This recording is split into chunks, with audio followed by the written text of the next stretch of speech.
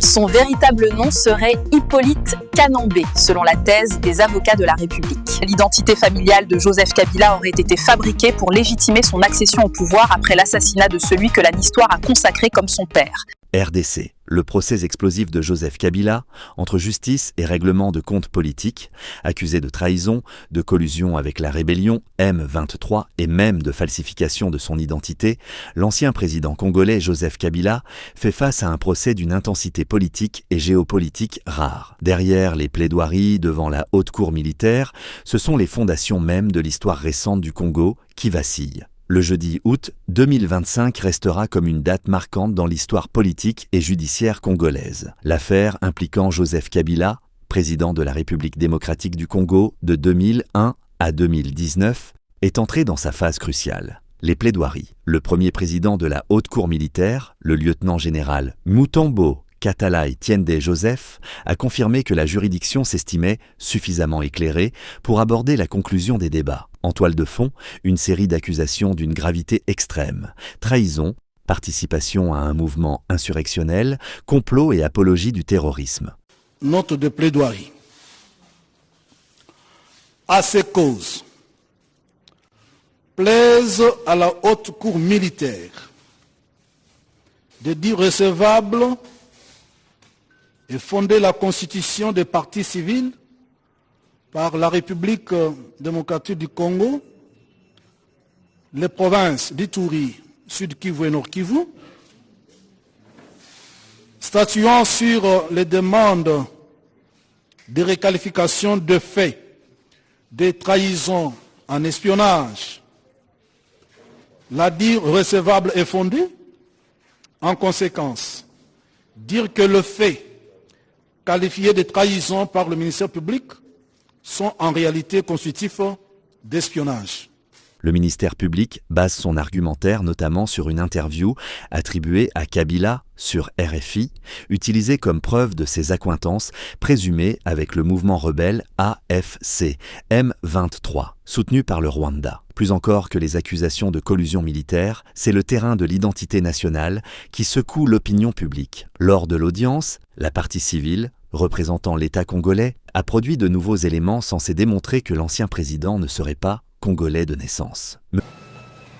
Quand vous jugez cet homme, le prévenu, vous jugez le vrai Hippolyte Kanambe, mais par son pseudonyme, qui n'est pas alias Joseph Kabila. Là, c'est déformer les choses. Non, vous utiliserez le nom que lui a utilisé pour nous cacher le vrai nom de Hippolyte Kanambe. Donc, vous jugez Joseph Kabila par son pseudonyme-là, de Joseph Kabila, c'est lui le prévenu qui, quand bien même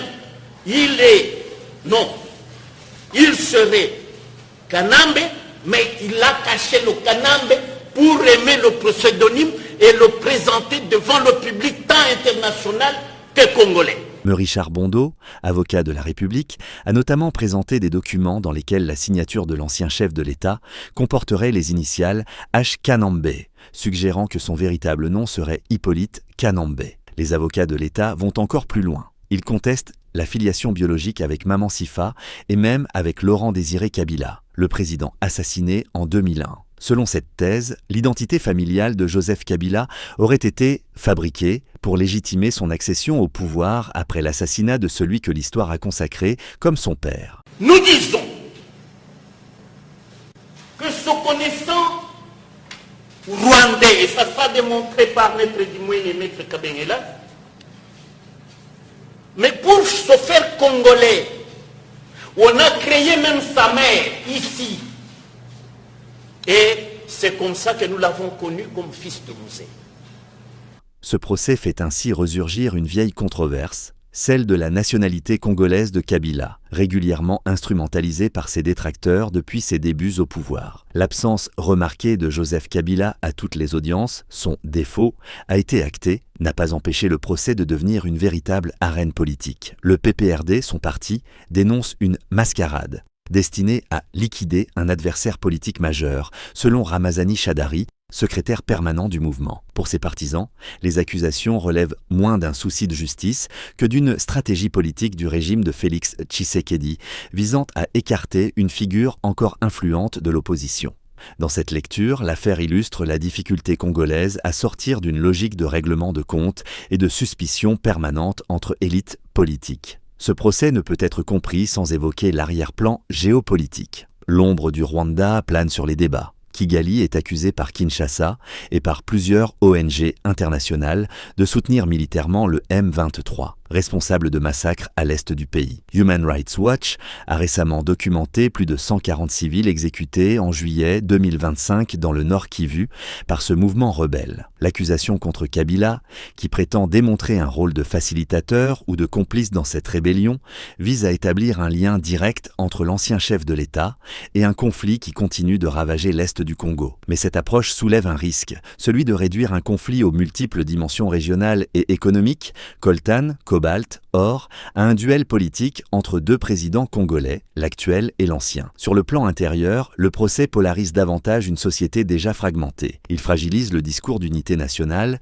et risque d'attiser les clivages identitaires, particulièrement sensibles dans un pays où la question de la congolité a déjà alimenté des tensions politiques. Sur le plan régional, l'affaire met en lumière la permanence de la rivalité entre Kinshasa et Kigali. En accusant Kabila de collusion avec le Rwanda, le pouvoir actuel tente de délégitimer à la fois son rival et son voisin. Sur le plan international, la crédibilité de la justice congolaise est en jeu. S'agit-il d'un véritable procès ou d'une instrumentalisation judiciaire destinée à neutraliser un ancien président ? Au-delà de la personne de Joseph Kabila, ce procès cristallise plusieurs fractures. L'incapacité de la RDC à solder son passé, la difficulté d'établir une justice indépendante et le poids des influences régionales. La question centrale reste entière. S'agit-il d'un procès pour trahison ou d'un procès politique pour réécrire l'histoire récente du Congo ? Quelle que soit l'issue, ce procès marquera un tournant. Merci de nous suivre. N'oubliez pas de vous abonner à notre chaîne YouTube Congo Synthèse et d'y activer la cloche pour ne rien manquer de nos prochaines actualités.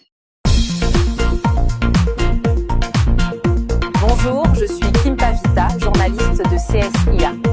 Nous sommes l'équipe de la rédaction de Congo Synthèse IA. Je suis Kissa Lungolo, technicien sur la Congo Synthèse TV. Nous sommes ici en direct pour Congo Synthèse IA. Suivez notre dossier spécial. Rejoignez-nous sur les réseaux pour ne rien manquer de Congo Synthèse IA.